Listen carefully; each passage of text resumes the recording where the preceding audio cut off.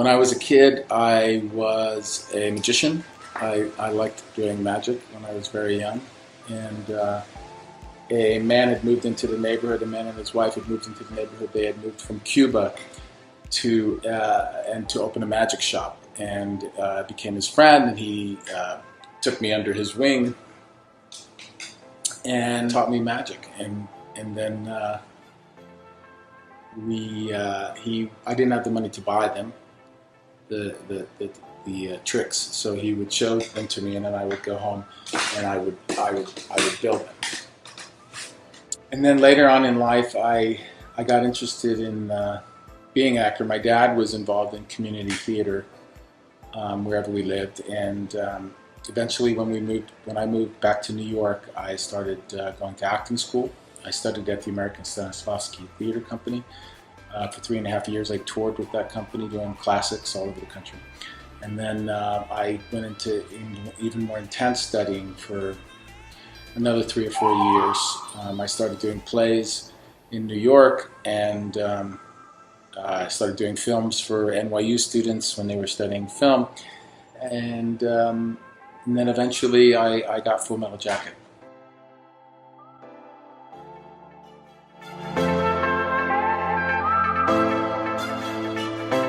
Everybody inspires me, especially artists. Any artist that's trying their hardest to produce art inspires me. Young, old, successful, not successful. I'm inspired by most people. My wife inspires me. My children inspire me. You guys doing this interview inspire me. I'm inspired by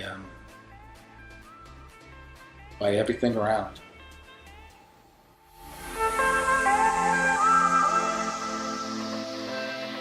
I studied the character for a few months. I read the script over and over again, and I keep reading it until I realize the whole script. I ask a lot of questions to the director, not about my character, but about the story itself, so that I'm making the same movie he is or she is. And only then do I start going into my character.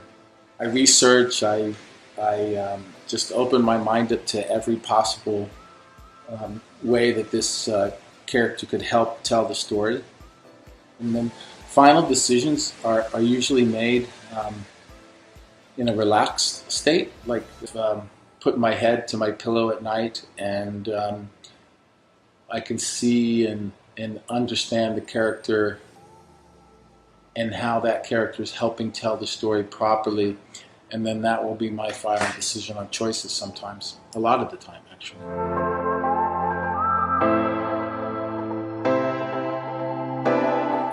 Duvall is I grew up watching all of Duvall's movies, and he's just a phenomenal actor. And to be there with him during a scene, he's so present, and every breath of his is honest. And just everybody has this like little secret about being like as happy as they could possibly be when they are acting with somebody that great. Of course, when you're on the job and you're doing it, you can't be all giddy and happy that you're there. You have to be into what you're doing, and you're happy to be into what you're doing.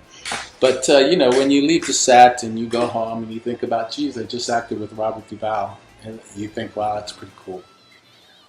Downey has become a friend of mine. Robert Downey is one of the kindest, coolest guys I know. We come from the same generation of actor all through life, and he's kept his integrity and has made some really great choices in his work. I remember seeing him in Chaplin when he was younger and I was younger, and I just thought that he was phenomenal. I just remember leaving the theater thinking, my gosh, that's how good I'm going to have to be. He's a great guy, and he's just an awesome guy. And his wife, Susan, is also just wonderful.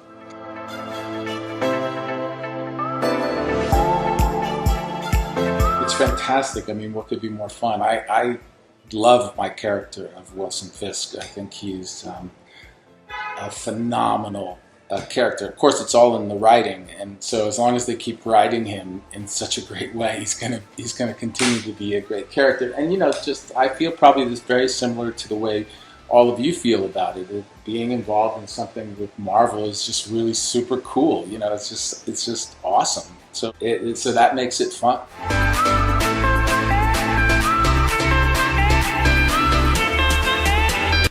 Each of them are so different. Speaking of Men in Black, here's a model for one of for the one look of how the insect may have looked inside of me. That was inside my body. They're all different, but I'll pick one. Leonard was an interesting character in Full Metal Jacket because he's very different than me. Not that I'm, incredibly educated or anything, but he had no education at all, and so to come from that kind of country boy state of mind and be so raw and so unaware of manipulation that his mind could be changed and turned into a killing machine the way he was. The preparation for that was to just, stay in a very relaxed state and just let information come in and out and listen and react. And then for the killer scene, I had a nursery rhyme going on in my head. Three Blind Mice, it's called here in America. Three blind mice, see how they run, see how they run. And I would do that in a very monotone voice with no emotion, and I would run that over and over in my mind. And I had that going on the whole time when I was doing the killing scene. So any emotion that was coming out of me during that scene when I kill the sergeant and kill myself is rooted in that kind of blankness of that rhyme, done in a very kind of monotone, flat way in my head over and over again.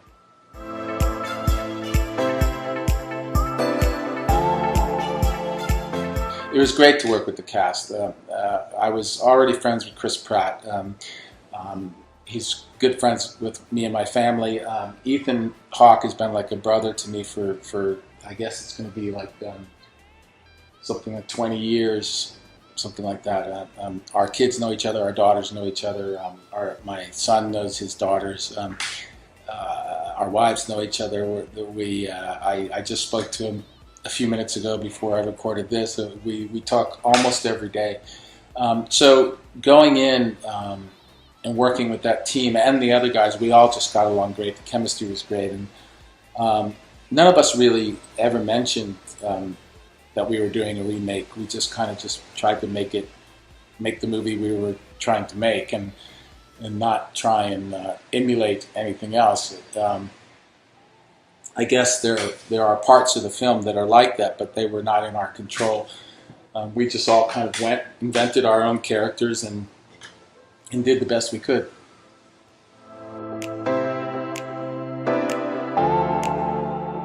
I do have plans to direct a movie. I'll be directing one hopefully in the spring. I'm not going to tell you what it is, but it's going to be cool. And right now I'm doing Death Wish with Bruce Willis. We're shooting that in Montreal. I'm actually home because they gave me a week off, so I got to come home. And right now I'm in my office, which is in my house. And so that's what I'm working on now.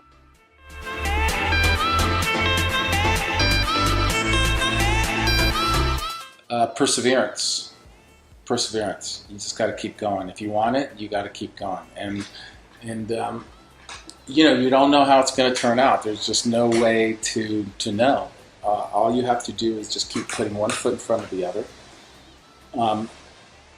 Don't be blind to other opportunities in life at the same time. If your heart is telling you to go in another direction, then go. don't feel like a failure.